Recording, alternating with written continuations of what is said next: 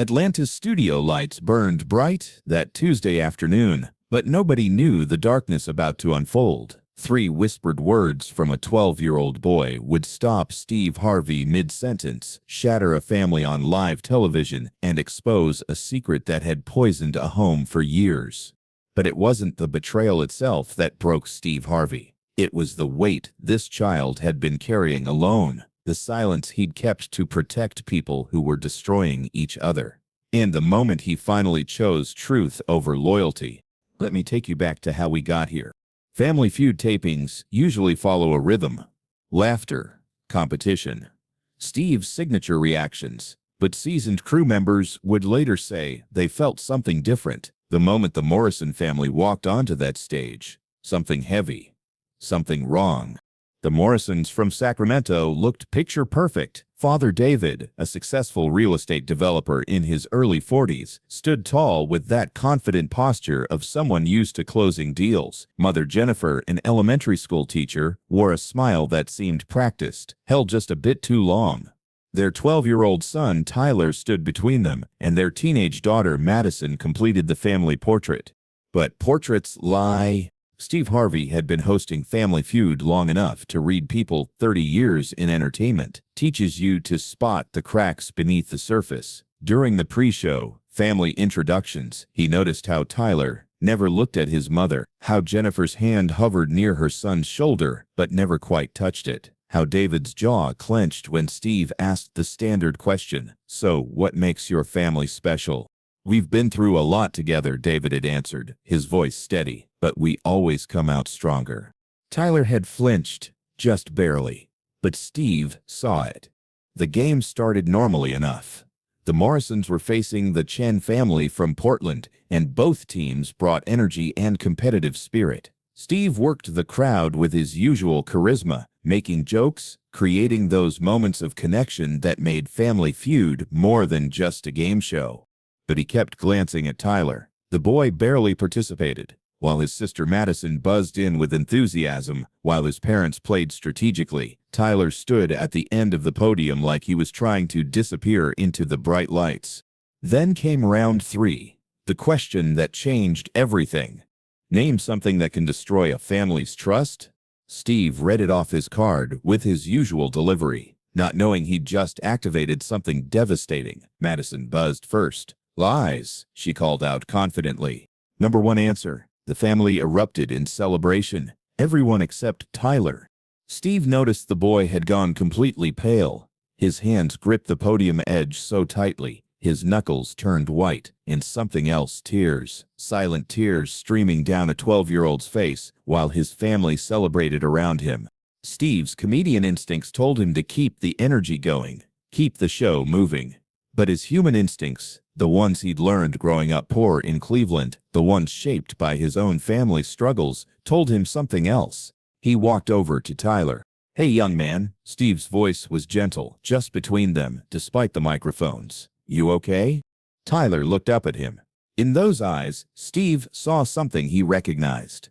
The look of a child forced to be an adult too soon. The look of someone carrying secrets too heavy for their small shoulders. "Steve," Tyler whispered, "can I tell you something? Please." The studio was still buzzing with the energy of the correct answer. The Cheens were preparing for their turn. The producers were checking the clock. Everything was moving forward like it should. Except for this 12-year-old boy, who needed to stop the world. Steve Harvey made a choice that would define not just this episode, but his entire understanding of why he does what he does. He dropped his cards. Just let them fall to the studio floor with a flutter that somehow cut through all the noise. "Stop the music," Steve called out to the production booth. His voice carried a weight that silenced everyone immediately. "Stop everything." The theme music cut out. The audience fell silent. The Chen family froze. David and Jennifer Morrison turned to look at their son with expressions that Steve would later describe as terror disguised as concern. Steve knelt down in front of Tyler. Not beside him, in front of him, creating a wall between this boy and whatever he was about to say, protecting him before he even knew what needed protecting. "Tyler," Steve said softly, his voice now stripped of all performance, "what do you need to tell me?" The studio was so quiet you could hear the air conditioning. 300 people held their breath. But more importantly, David and Jennifer Morrison stood completely frozen, like they knew what was coming and were powerless to stop it. Tyler wiped his eyes with the back of his hand. When he spoke, his voice shook, but his words were clear. Clear enough that every microphone caught them. Clear enough that they would echo through that studio and eventually through millions of homes. My mom cheated on my dad with his business partner for 2 years. The words hit like a physical force. The audience gasped. Several people brought their hands to their mouths. The Chen family looked away, suddenly understanding they were witnessing something far beyond a game show moment. But Tyler wasn't finished. The dam had broken, and years of carrying this secret alone came pouring out. I found the messages when I was 10, on her phone. I saw everything. His voice was getting stronger now, like truth itself was giving him power. I didn't tell anyone because I thought if I kept the secret, maybe it would just go away. Maybe they would fix it, and Madison wouldn't have to know, and we could just be normal again. Steve Harvey, the man who had built a career on perfect timing and quick wit, found himself completely speechless, but his face said everything. Pain, recognition, empathy, and something else. Anger at adults who would put this burden on a child. Tyler turned to look at his parents. Jennifer was crying now, her practiced smile completely gone. David's face had turned to stone, but his eyes were wet. But it didn't go away, Tyler continued. It got worse. The fights at night when you thought we were sleeping, Dad moving into the guest room, Mom coming home late and lying about where she'd been. All of it. Everything broke, and I kept thinking it was somehow my fault for knowing, my fault for not telling. Steve stood up slowly. He walked to where David and Jennifer stood, their picture-perfect family image shattered on live television. Is this true? Steve asked them directly. His voice wasn't angry. It was something worse than anger. It was disappointment in adults who had failed. Jennifer couldn't speak. She just nodded, tears streaming down her face. David's voice was barely a whisper. We thought we were protecting them by staying together. We thought if we just pushed through it. You made your son carry your secret. Steve cut him off. Not harshly, but firmly. A 10-year-old boy found out his family was breaking and thought it was his job to hold it together. Do you understand what that does to a child? The silence that followed was deafening. Steve turned back to Tyler. He pulled out his pocket square, that perfectly folded piece of white fabric he always kept, and gently wiped the tears from Tyler's face. Tyler, Steve said, his own voice thick with emotion. Listen to me very carefully. This was never your secret to keep. This was never your burden to carry. The adults in your life failed you, not the other way around. What happened next? Nobody in that studio would ever forget.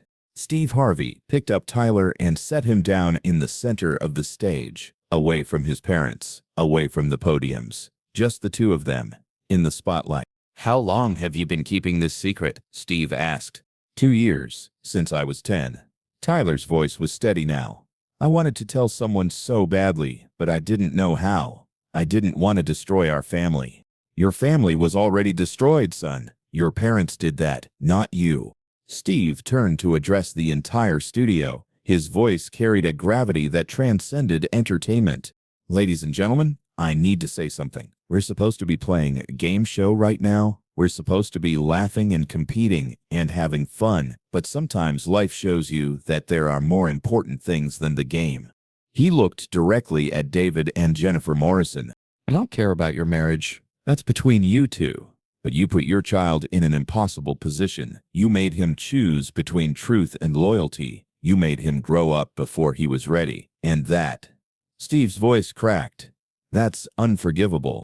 The studio audience was openly crying now. Crew members who had seen hundreds of tapings were wiping their eyes. This had stopped being television.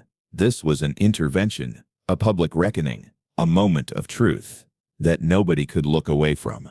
But Steve wasn't done. He walked over to Madison, Tyler's older sister, who had been standing frozen in shock since her brother's revelation. Did you know? Steve asked her gently. Madison shook her head, tears streaming down her face. I knew something was wrong. I knew they were fighting, but I didn't know. I didn't know Tyler knew. I didn't know he was carrying this alone. She ran to her brother. The two of them hugged in the center of that stage while their parents stood separated, unable to comfort either child, unable to fix what they'd broken. Steve addressed the camera directly, something he rarely did during the show.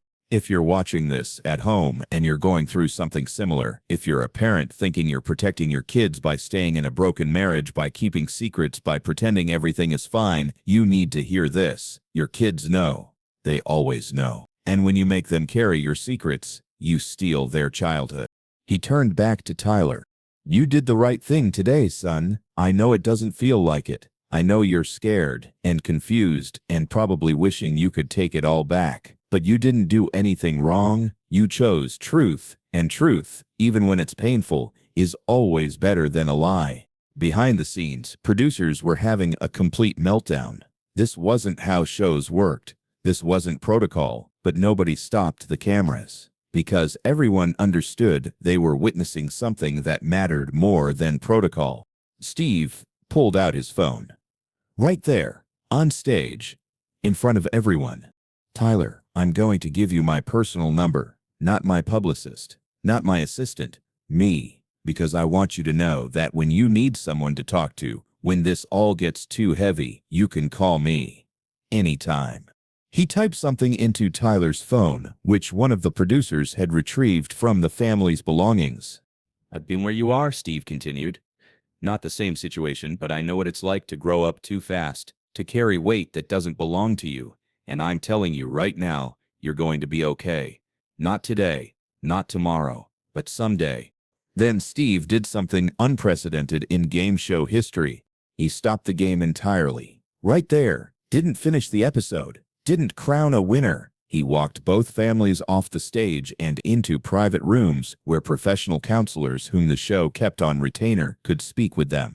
The audience sat in stunned silence until a producer finally came out to explain that the taping was over. Some people were angry. They'd waited months for tickets, but most understood they'd witnessed something more important than entertainment. In the weeks that followed, the Morrison family story became something else entirely. The episode never aired, but word got out. Media covered it. Family therapists analyzed it. Pastors used it in sermons about honesty and protecting children. David and Jennifer Morrison separated. According to later reports, they both entered therapy. Jennifer released a statement apologizing to her children for putting them in an impossible position. David released one acknowledging his role in maintaining the toxic environment. But most importantly, Tyler got help. Steve's foundation connected the family with therapists who specialized in children dealing with family trauma. Tyler started talking, really talking, processing the weight he'd carried for 2 years. 6 months after that studio moment, Steve Harvey received a letter. It was from Tyler, written in careful 12-year-old handwriting. Dear Steve, I'm doing better now. My parents are separated, but they're both trying to be better. Madison and I are in therapy together. It's hard, but not as hard as keeping secrets. You told me I did the right thing. I didn't believe you at first, but my therapist says that kids shouldn't have to protect adults from the truth. She says I gave my family a chance to heal by being honest. I don't know if we'll all be okay, but at least now we're not pretending anymore. Thank you for seeing me when nobody else did. Thank you for making the show stop. Thank you for making the adults act like adults. I still have your number. I haven't called yet, but it helps knowing I can. Your friend, Tyler. Steve Harvey shared that letter during a motivational speaking event months later. He read it with tears in his eyes. That boy taught me something that day, Steve told the audience. He taught me that children are always watching, always listening, always knowing more than we think they do. And when we ask them to carry our secrets, when we ask them to be okay with dysfunction, we rob them of their innocence. My job that day wasn't to be a game show host. My job was to be an adult who listened when a child said, I need help. Every adult in that room failed that boy until he finally said enough. And when he did, the world stopped, because sometimes that's what love looks like. Stopping the show and choosing the child. The lesson Tyler Morrison taught that studio, and eventually millions of people, was simple but profound. Secrets don't protect families, they poison them. And children should never be asked to carry adult burdens. Steve Harvey learned something that day that changed how he approaches every show, every contestant, every moment. He learned that behind every family smiling on that stage might be a child drowning in secrets. And his job isn't just to entertain, it's to see them, really see them. Today, Tyler is 14. According to reports, he's doing well in school. His relationship with both parents is healing slowly. Madison has become an advocate for children in high-conflict divorces, and David and Jennifer Morrison, despite their separation, have both become active in supporting family therapy programs. The studio moment that never aired became the moment that mattered most, not because it was entertaining, but because it was real, because one brave 12-year-old boy chose truth over silence and found an adult who validated that choice.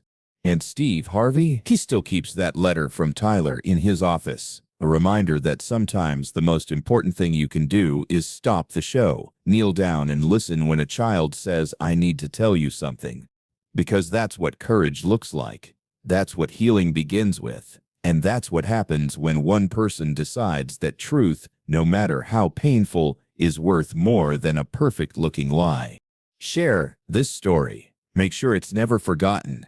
Because somewhere, right now, there's another child carrying secrets too heavy for their shoulders. And they need to know what Tyler learned that day in Atlanta. Your silence is not protection. Your truth is not betrayal. And when you finally speak, the right people will listen. That's what Steve Harvey did. He listened, he stopped everything, and he chose the child. And sometimes, that simple act of seeing someone really seeing them changes everything.